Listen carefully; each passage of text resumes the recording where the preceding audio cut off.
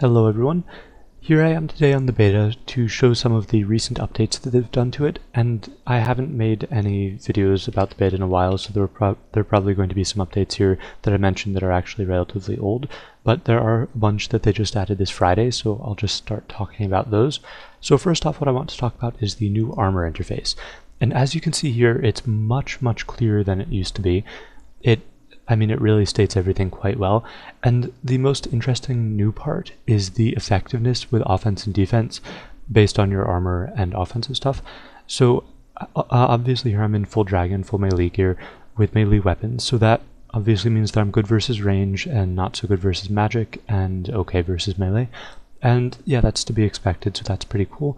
But then what's really interesting is that, well, this is probably old news to a lot of people, but that your offense is only determined by your weapon, your prayers, and your potions.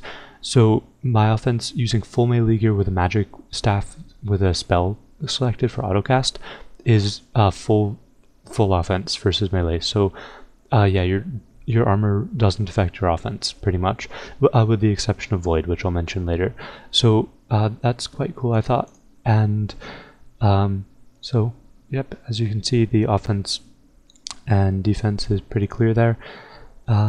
Okay, so next what I wanted to talk about was the new method of life point boosts. So life points used to be just determined off of your armor, with your constitution only being 990 life points maximum, but now they made it so that each constitution level you gain gets you 40 more base life points.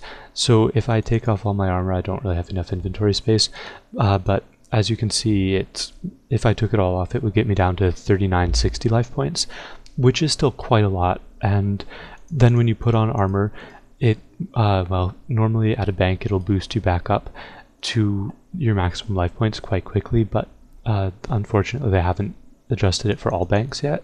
I know it works in like Edgeville Bank.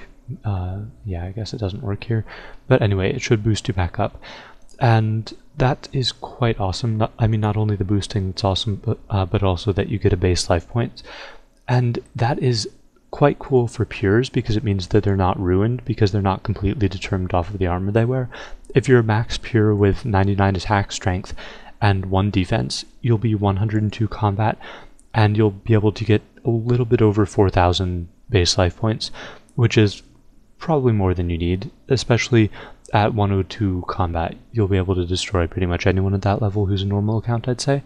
The only disadvantage to pures now is that they can't use shields and the effects that they can get with shields, because those are quite good.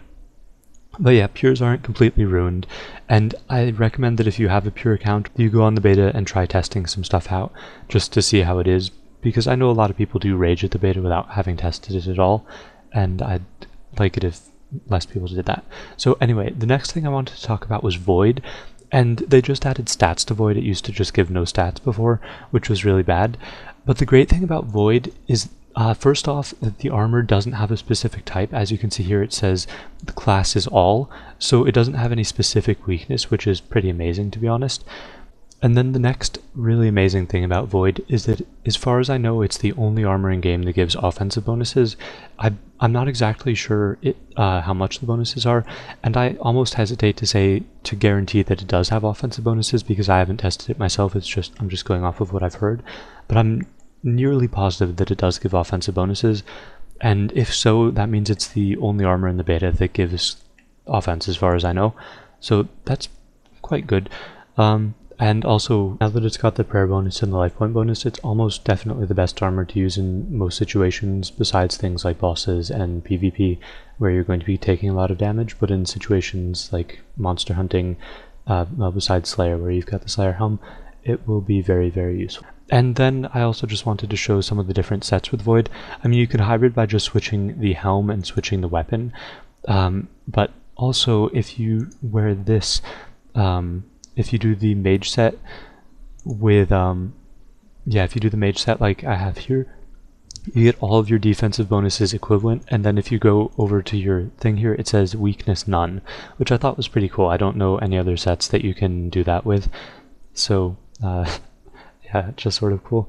I mean, it doesn't actually mean that you're not weak to anything. You're still, I mean, you still don't have the best defense. It's only 418 armor bonus, but having no specific weakness is still quite awesome. And yeah, I should really go fight in the duel arena and just mess around with Void having no specific weakness. I think that could be quite cool, but I'll get around to that later. Next, one of the major updates that they've done on the beta is to change how combat level and total level are displayed.